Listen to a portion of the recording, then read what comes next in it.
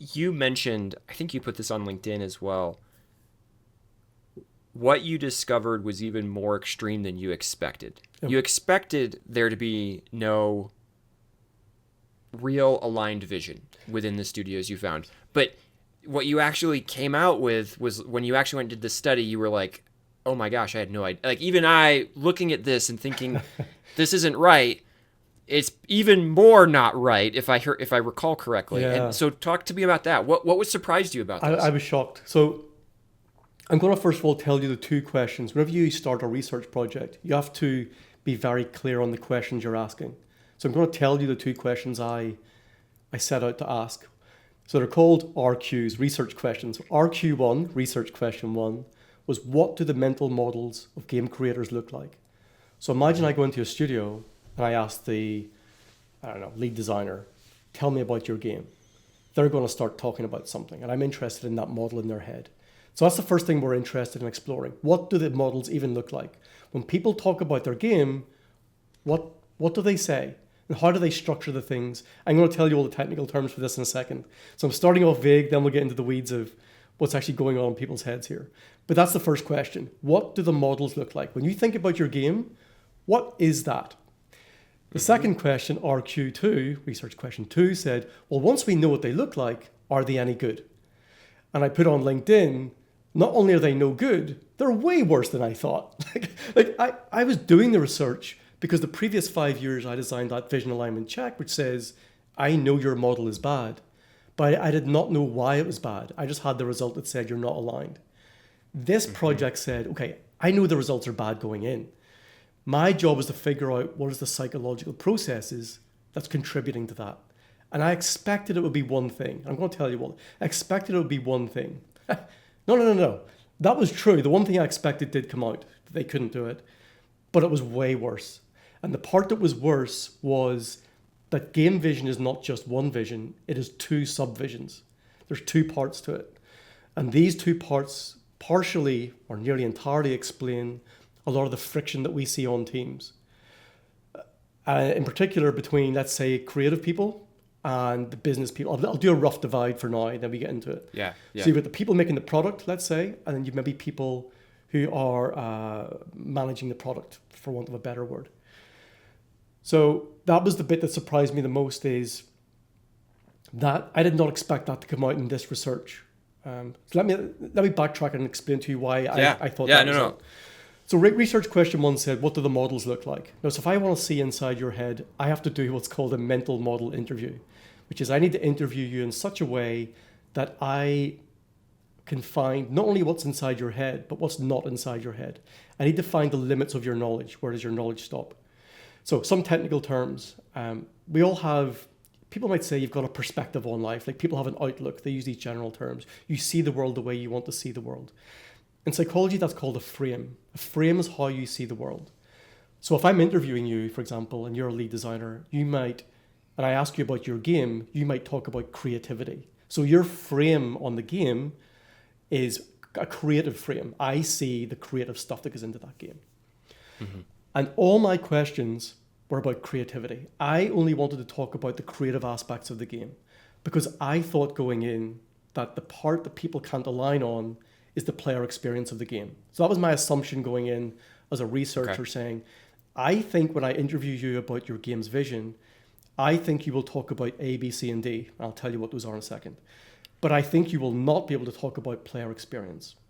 So that was my assumption as a researcher going in, and I wrote that out. That here, I'm doing this, I'm exploring game vision, because I think game creators will have a very difficult time indeed talking about the main reason games exist, player experience.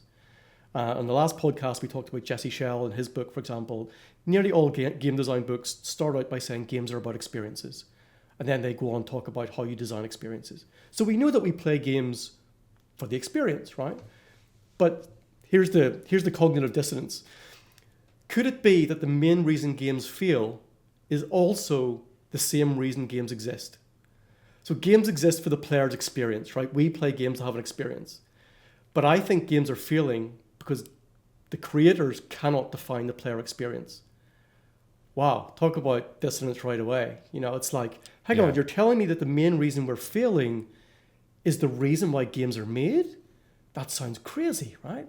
But that's what I'm trying to prove, is that you can't talk about player experience. Yeah. And I think when I ask you these questions, you're going to talk about all this other stuff. So it's literally, I attempt to create a game with a team, and that, I know that that's an experience. Mm-hmm. And I go in and I say, got it, we're making this experience, except that this experience is actually something I cannot talk about in a way that translates to anybody else. Correct. And so I'm attempting to make something that I have shortcutted to be an experience, because we know that's what games are. But if you were to ask me what is the experience you're trying to create, I would talk about other things and not that. 100%. So that's what I'm trying to prove. You mentioned A, B, C, D. Yeah. So what's A, B, C, D, if you don't mind going into it? Let me know if I'm jumping. No, not at all. So at the top of the topic guide is the list of questions you asked to deconstruct people's head. So the first question would be something like, when you think about your game, tell me what you think. So I'm just looking to see what's top of mind, to see if it's got different names, like an overarching symbol, like a symbol so powerful that it guides the game. There's these ideas.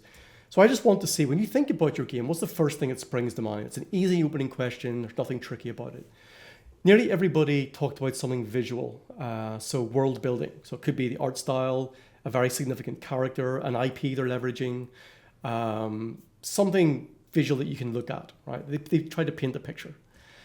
And I would say, okay, I can see the world that you're building. It's this IP in this game. They mentioned the camera. It's a third-person narrative, blah, blah, blah. They're painting a picture of what they're making. And I'd say, okay, so what else? What do you do in the game? And then they would talk about features and systems and stuff like that. So they'd say, well, it's got these systems and you can do these things, like behaviors, right? I'd say, okay. So now we're working our way down. And I said, well, what's the player experience? I think question 3 I asked was, what's the player experience? And this is where the wheels come off the car at this point, really. They're like, oh, the experience, right, gotcha. Lots of ums and ahs at this point. Most people jump to vague emotions or feelings. Well, it's exciting and it's unique and it's engaging. It's definitely engaging. Yes, it's fun. Right, okay. So I say, okay, I see you've jumped to emotions there. What's the actual experience though? How would the player feel? What would drive them? How are they feeling when they're engaging with the game? Now, obviously, I'm looking for something specific that I'm not revealing, so I keep prodding around this. So they're the three things that come out for A, B, and C. It was only as far as C, by the way. So A was world building, B was features and systems, stuff, widgets, whatever.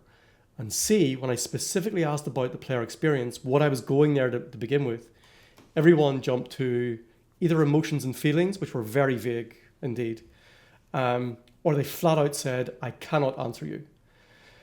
Some even said, our studio doesn't talk about that. We do not talk about the player experience or the player in general. That surprised me, by the way. Wow. That surprises me. Yeah, so they combined them together. They said things like, well, either the player experience was generic, exciting, engaging, insert whatever word here. It doesn't really mean anything. But when it came to the player, they talked a bit longer. They said, well, that's a marketing problem. We just make the game. So some people said things like that. Oh, my gosh. So you're starting to see a picture here of not everyone on the team thinks the same way. So first of all, this is clearly not accurate. There's another term for the mental model that if it was good, it would be, it's called accuracy or high quality. It's got different terms. So what I was trying to do is called leveling. I'm trying to see at what level does your mental model break apart. So I can see they talk about the world building. They can talk about characters, features, camera angle. I can see they talk about emotions in general terms. They're very hard to, they're hard to interpret, basically. I can see that they can know what features and systems they're building. But I see the level they cannot talk about, and no one could do it, by the way, was the player experience in any robust way, at least. So I know what they're looking for, right? So this is one thing. I was going in saying, well, if games exist for the player experience, I need to prove that people cannot do that.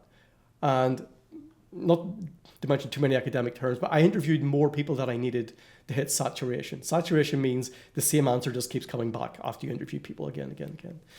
And I interviewed people of all different sizes. Some of these teams were 1,000 people, some were 500, some were in the hundreds, some were in the 10s or 20s. So all a full spectrum of different studios around the world, different sizes. And every team, regardless of how many years experience they had, A graduate had the same mental model as someone with 20 years of experience in the game industry. They all thought the same way. We think in terms of world building, systems and features, or vague emotions. And none of them, no exceptions, could describe the actual player experience in a way that makes sense at a psychological or robust level.